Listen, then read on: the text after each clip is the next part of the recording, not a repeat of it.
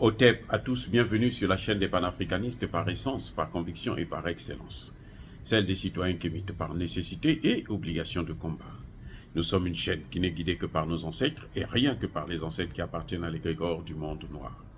Par conséquent, nous ne croyons en aucun Dieu venu de l'étranger.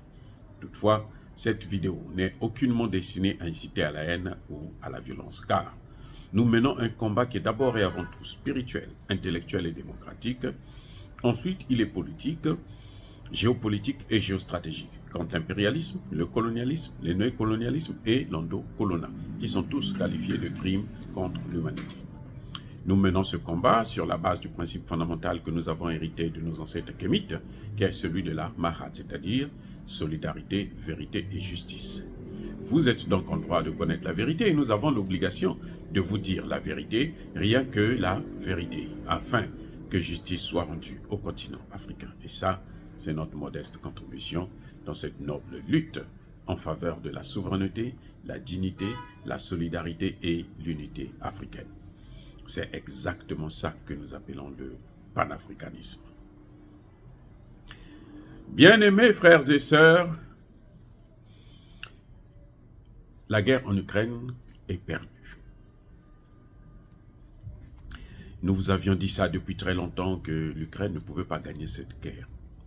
Le rapport de force était tellement défavorable, malgré le soutien inconditionnel des États-Unis et des autres pays de l'OTAN. L'Ukraine ne pouvait pas gagner cette guerre. La Russie est plus forte. C'est la première armée au monde, actuellement. Même les F-16 que les États-Unis ont récemment fournis à l'Ukraine ne changent absolument rien. J'ai dit, ça ne change absolument rien. Cette fois-ci, ce n'est plus le chef d'état-major des pays de l'OTAN qui parle. Ce n'est plus nous qui parlons. Ça vient de l'entourage de Zelensky. Le chef d'état-major de l'armée ukrainienne, le général Valery Zaloujny. C'est lui qui a parlé. Il dit ceci. Entre autres, la contre-offensive n'a pas eu les effets escomptés. Il n'y aura probablement pas de percée profonde et belle. Vous savez, je vous ai déjà dit il y a quelques jours, ou quelques semaines d'ailleurs, que l'armée ukrainienne n'a pas jamais franchi une seule ligne de défense russe. Aucune. Ce qu'on appelait contre-offensive, vous savez ce qu'ils ont récupéré? 17 kilomètres. 17 kilomètres. Sur des centaines de kilomètres qui ont été pris. 17 kilomètres. Et la Russie aujourd'hui occupe Odessa, occupe Kherson, et occupe la mer Noire, contrôle la mer Noire. Là, c'est le chef d'état-major qui parle. Et sur LCI, on veut nous faire croire que non, c'est une situation, il a mal parlé, il aurait pu démissionner si c'était ça la vérité, mais de toutes les façons, même s'il démissionne, il y a déjà des défections. Combien de mercenaires occidentaux sont morts? Il vous dit, nous, on s'est trompé sur la stratégie, on se disait, on va tuer beaucoup de Russes, et puis on va voir. Mais quand il tue, ce qu'il oublie, il dit qu'ils ont tué 150 000 Russes. S'ils ont tué 150 000 Russes, il faut multiplier 150 par 8. Pour avoir le nombre d'Ukrainiens qui sont morts, de militaires qui sont morts. Parce que pour un militaire russe qui meurt, il faut compter au moins 8. Un militaire russe qui meurt, il faut compter 8 Ukrainiens. C'est pas moi qui le dis, ce sont les Français eux-mêmes, les experts français. Catherine Galacteros l'a dit, Jacques Baud l'a dit, c'est pas moi. Donc si la Russie a perdu 150 000 hommes, l'Ukraine en a perdu 800 000, plus 4 000, donc 1 200 000 soldats. Si c'est ça, parce que les experts français, eux-mêmes, les grands experts, les experts de plateau, hein, qui nous ont jusqu'à ce matin, ils continuent à dire que non, l'Ukraine va gagner la guerre alors que la guerre est déjà perdue depuis très longtemps. Je vais vous faire savoir, Poutine venait de dire il n'y a pas longtemps, depuis le début de l'offensive, en 3 mois, 4 mois, en 4 mois exactement, l'Ukraine a perdu plus de 90 000 hommes. Mais les armes, c'est même pas la peine. Y compris les F-16 sont détruits là-bas. Je dis bien, y compris les F-16.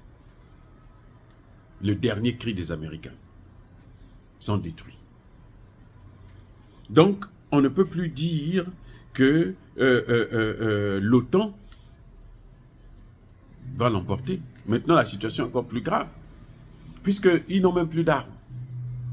L'armement, aujourd'hui, c'est les Américains déversent tout en Israël. Ce sont des tonnes d'armement qu'ils envoient. Hein. Ce n'est pas la rigolade. Ils déversent tout là-bas maintenant. Ils ont oublié l'Ukraine. Déjà que l'Ukraine, sur toutes les armes qu'ils recevaient, toutes les armes plutôt qu'ils recevaient, eh ben, seulement 40% qui arrivaient à destination, les autres ça allait se volatiliser dans le marché noir. Ça disparaissait. Ça allait en Afrique, ça allait en Palestine, ça allait en Asie, ça allait en Amérique. Ah oui, c'est ça la réalité. Et l'Ukraine, même si aujourd'hui ils ont des armes, ils auront un problème d'hommes. Il faut avoir les hommes. Oui, il faut avoir les hommes. Il faut avoir les hommes. Et ça, c'est un autre problème. Donc voilà, l'Ukraine a perdu près d'1 million de soldats. Près d'1 million.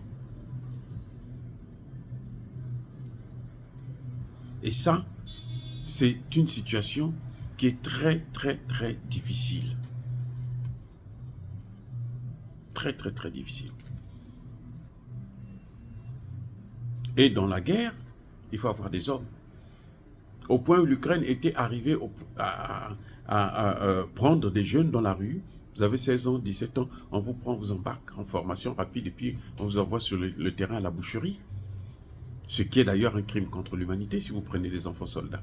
C'est un crime de guerre. Et ils se faisaient massacrer là-bas.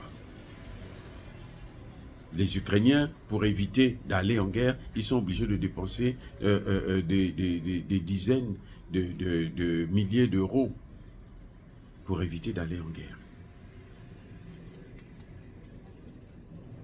Donc là, ce n'est plus nous qui parlons. Le chef d'état-major de Zelensky le dit.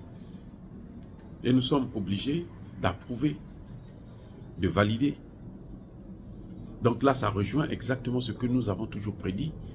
Et qu'il est temps, pour essayer de limiter les dégâts, de commencer à entamer les négociations avec la Russie, mais des négociations sincères, où les États-Unis ne doivent pas s'y mettre parce que eux, ce sont des allumeurs de feu, ce sont des pyromanes. Eux, ils viennent seulement pour jeter de l'huile, parce que ça leur permet de déverser les armes et puis en fait fabriquer encore. Mais le rythme que la Russie avait pris était tellement fort qu'ils n'ont pas pu suivre, puisque l'OTAN n'a plus d'armes. L'OTAN n'a plus rien. Surtout avec cette guerre encore au Moyen-Orient, alors c'est même pas la peine, il n'y a plus rien à faire. Dire cela, c'est inciter à la haine ou à la violence, non. Il y a ma colère, il y a ma lèvre. Encore une fois de plus, bien-aimés frères et sœurs, soyez bénis, je persiste et je signe. Soyez abondamment bénis par le Dieu des Kémites et par nos ancêtres angélisés. Mais que tous ceux qui persécutent le continent africain le pillent et le déstabilisent. Qu'ils soient noirs, blancs, chinois, arabes, indiens ou qui qu'ils soient punis, maudits, foudroyés, neutralisés, écrasés, effacés par ce Dieu de Kémite et par nos ancêtres angélisés. Vive l'Afrique éternelle, j'ai dit et j'assume.